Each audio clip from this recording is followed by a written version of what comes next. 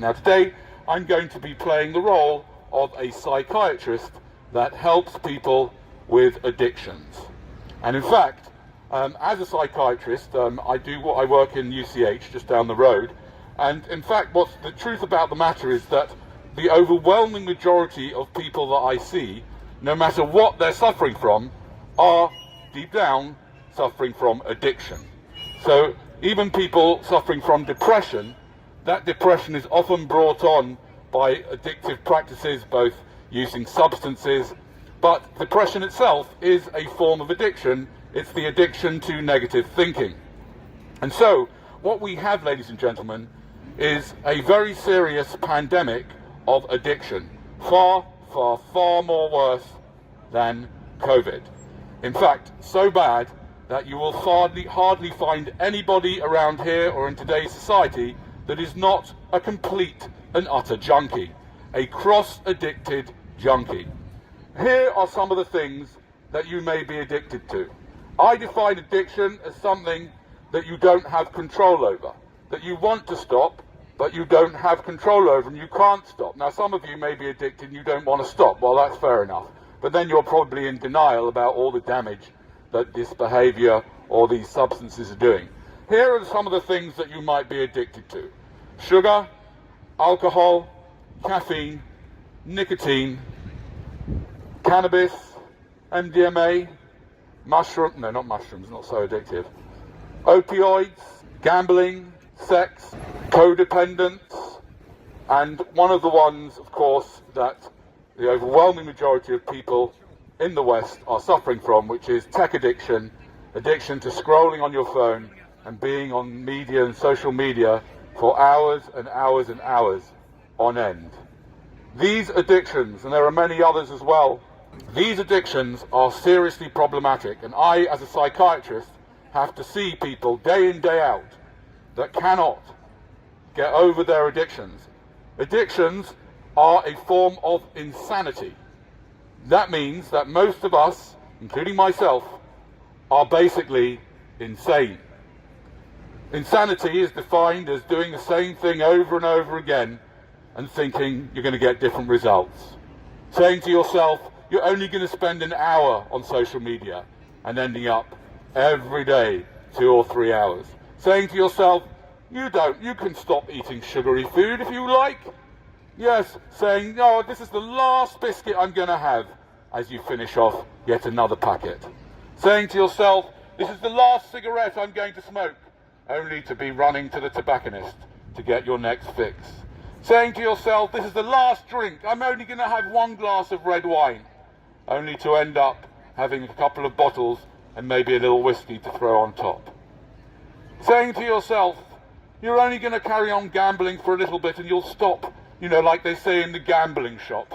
Oh, stop when it gets a problem, right, as if they care.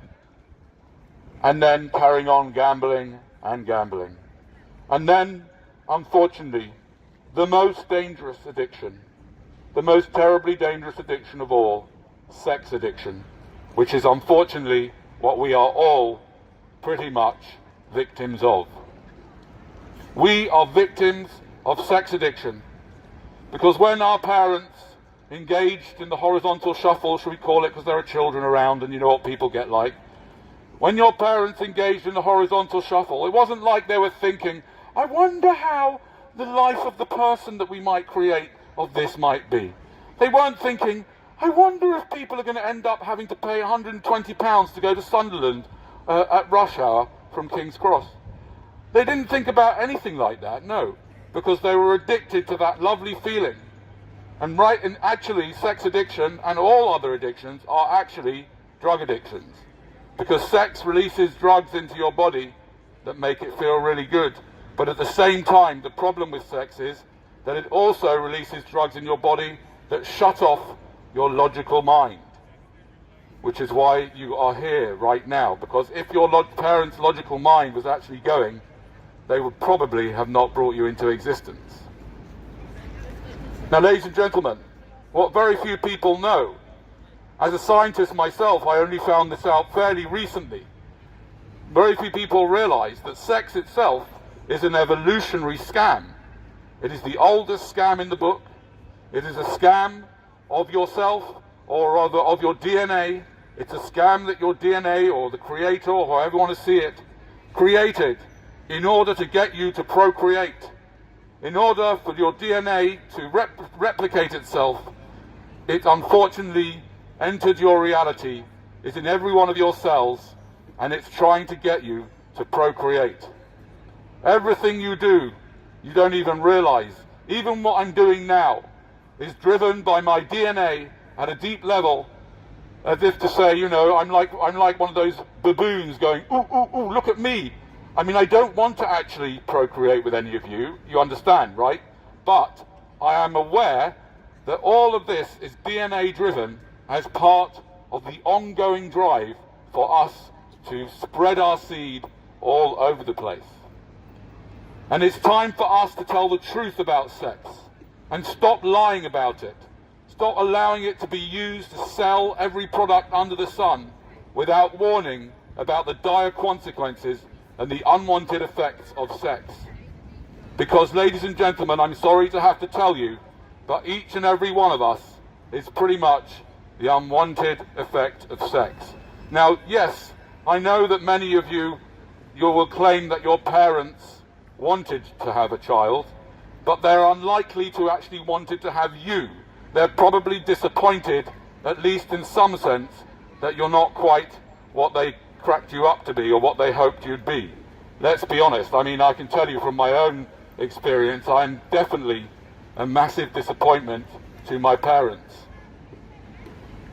And so it's time for us to tell the bitter truth about sex, that it's actually the most terrible, terrible scam of all kind, of all time. Whoever created sex, if it's the creator that created sex, what a nasty, horrible thing to put into reality. What a terrible, terrible thing to trick human beings into reproducing when most of them are in absolutely no fit state to do such a thing.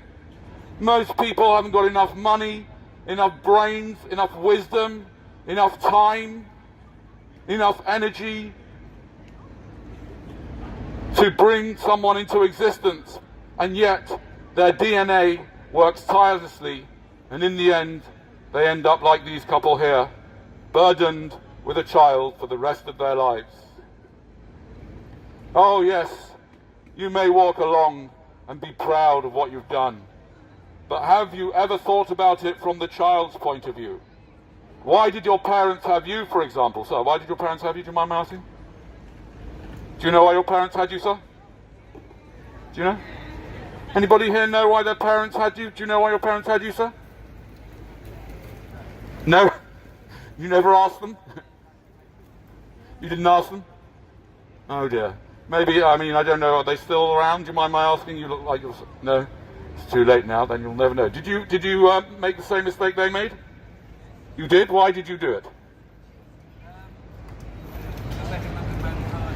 Say that again? Sorry, I didn't hear that. The betterment of mankind. Oh, okay. Okay. Okay, so you had children for the betterment of mankind. I mean, you're kidding, okay, fair enough. But a lot of people actually think that they are having children for the betterment of mankind, and it's a bit of a silly answer. So why did you do it? Do you mind my asking? Did you think about it when you did it? Your wife wanted children, you think? Yes. So you just went ahead with it, just because she wanted children. Seriously, ladies and gentlemen, if your wife wants children, don't just have children with her. Do not do it. It's not worth it. Imagine if some bloke would have come up to you and said, you know what, I'd really like you to kind of look after my children. Yeah, you wouldn't just say, oh, all right then, fair enough. But, I mean, seriously, just because your wife wanted children, that's not a good reason to have children, number one. Number two, why did your wife want children? You were happy to, okay, fair enough. But, and they've turned out fine. Well, that's very good. I'm very pleased that they've turned out fine so far. We haven't reached the end of it all yet, and by the time that they start running into trouble, you'll probably be long gone. Just like your parents are long gone when you're getting into trouble now, as you get old like me, and all the things start to fall out. You may be, yes, indeed, but not a lot. Not a lot. Now, So you had children and they turned out all right so far, but you mean you did take a very big risk by messing around. You realize that what you did was the equivalent of some crazy people in a lab mixing together two liquids, taking a gamble like throwing the dice, genetic crapshoot, as it's called by David Pearce, the transhumanist. Look him up. Yes, you basically engaged in genetic crapshoot to create your children at a terrible risk. Terrible things could have gone wrong. You realize that? So why on earth did you do it? Nothing ventured, nothing gained. Well, yes, you may say nothing ventured, nothing gained, but that's okay with your life, but not with somebody else's life. They could have come out really like mangled. And then you would be, not only would you have had your own difficulties with that, but they would as well. So nothing ventured, nothing gained. That's not a good reason to bring someone into existence, is it? Turned out okay, then. It's turned out okay. Now, I'm very pleased it's turned out okay. Don't get me wrong. I'm delighted it's turned out okay. Yes, but it's clear that you didn't really think it through properly, did you? Life's a gamble. Life is a gamble. Yes, it is a gamble. But the thing is it okay? Is it morally okay to gamble with somebody else's life? It's okay to gamble with your own, but not somebody else's. And therefore, I am here today to offer you a £100 prize if you can justify bringing new human life into existence. If you are thinking of bringing life into existence, please let me know. I will offer you £100 if you can give me a good, logical and ethical justification for doing it. If you cannot, I do have a runners-up prize of a condom, because you will be needing them. Because you should not bring anybody into existence unless you've got a very, very solid reason to do it. Now, before I continue, I have to tell you something, and I have to admit something, that I am no better than anyone here, probably than anybody here, because I did it 3 times before I realized that really I shouldn't have done it. Yes? So I am no better than anybody else, but I'm still offering a £100 prize to anybody that can justify bringing new life into existence. Anybody like to win £100? Oh, you're just thinking? All right, go on, go for it.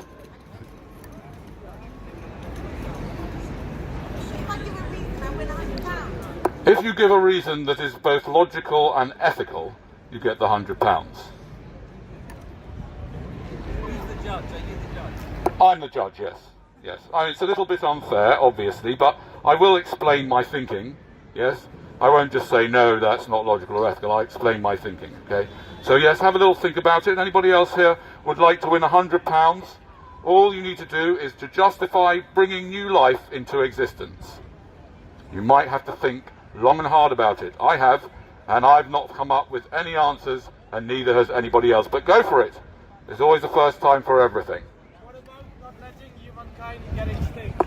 Oh, so you're saying the reason why you should have a child is to stop humankind going extinct. Well, number one, why do you want to stop humankind going extinct? Survival? It's your instinct. I understand it's your instinct, but why would you want to do it? Maybe there are lots of things that are your instinct, a lot of them you don't do, right? You don't just do everything that's your instinct, do you? No. Otherwise, yes, you get in a lot of trouble, right? Okay? So, that's number one. Why don't you want the human race to go extinct? I don't understand why people have so much problem with the human race going extinct. What's so good about us? Look around here. Nobody here is doing anything remotely useful, are there? Anybody? Me? I'm not. Of course I'm not. I'm standing here with a megaphone in the middle of the street. I'm not doing anything useful at all. You speak to my wife. She thinks I should get a job and all that. No, of course I'm not. Nobody's doing anything useful. So number one, why do you want to... Number two, much more importantly, is I'm asking you why you would give someone... Why you would create new life, yes? Why would you do it? Yeah? Are you saying you would do it to stop man going extinct? Because if you are, I'm afraid you need to see a psychotherapist, a psychiatrist, in fact, which is what I am. We need to have a talk. Yes, I'll give you 10 minutes free. We need to have a talk because you're suffering from a serious delusion if you think that whether you have a child or not is going to affect the extinction of mankind. Okay, so madam, have you had time to think about it? Have you come up with a good answer yet? Let me ask you a tricky question, right? But I'm going to ask you in such a way that she won't notice what I'm saying, right? It's very, very cute, right? Don't get me wrong. And so were my children when they were that age. Not so much anymore, but anyway, no, they're still all right.